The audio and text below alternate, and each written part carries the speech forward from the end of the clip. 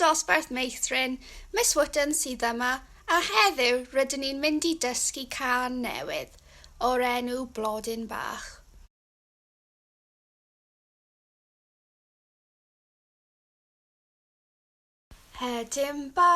Hedyn bach yn tyfu yn yr ardd. Hedyn bach, o dyna hardd.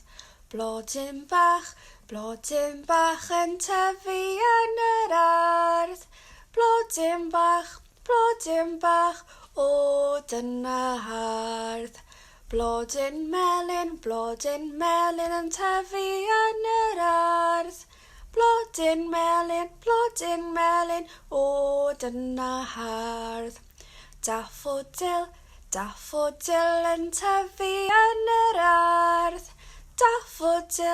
Daffodil, o dyna hardd.